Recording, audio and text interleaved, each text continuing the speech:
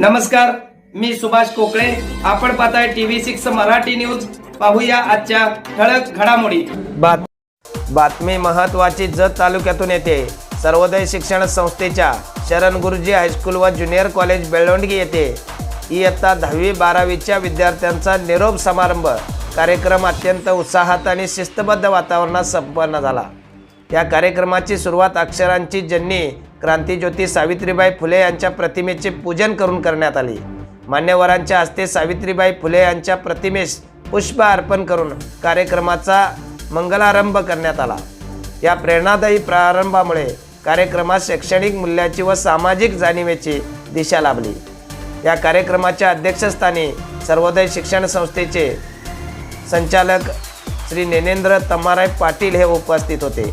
प्रमुख पाहुणे म्हणून संस्थेचे संचालक नागप्पा हांडगे तसेच शिक्षणप्रेमी श्रीशैल जत्ती यांची उपस्थिती लाभली. तसेच प्रमुख व्याख्याते म्हणून सरकारी पदवी महाविद्यालय इंडी विजयपूरचे रविकुमार आरळी यांनी विद्यार्थ्यांना मौल्यवान असे मार्गदर्शन केले.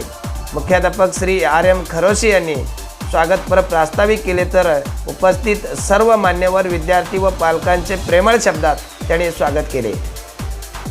आपल्या प्रास्ताविकामध्ये त्यांनी निरोप समारंभाचा उद्देश स्पष्ट करताना विद्यार्थ्यांनी शालेय जीवनात आत्मसात केलेले संस्कार, शिस्त, नैतिक मूल्ये यांचे महत्त्व विशद केले. तसेच पुढील शैक्षणिक व सामाजिक जीवनात या मूल्यांचा योग्य वापर करून विद्यार्थी जबाबदार, प्रामाणिक, संवेदनशील नागरिक घडावेत असे मोलाचे मार्गदर्शन त्यांनी केले. प्रमुख व्याख्याते श्री आरळी यांनी आपल्या भाषणातून विद्यार्थ्यांना परीक्षा तयारी, वेळेचे योग्य नियोजन, आत्मविश्वास आणि कॉपीमुक्त परीक्षेचे महत्त्व अत्यंत सोप्या आणि प्रभावी भाषेत समजावून सांगितले.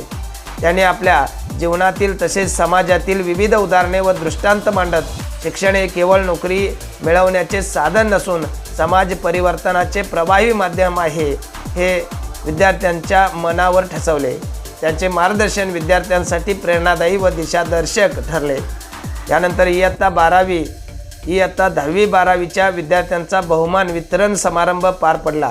तसेच शैक्षणिक व सहशैक्षणिक क्षेत्रात उल्लेखनीय कामगिरी केलेल्या इयत्ता 5वी ते 9वी विद्यार्थ्यांनाही बहुमानित करण्यात आले.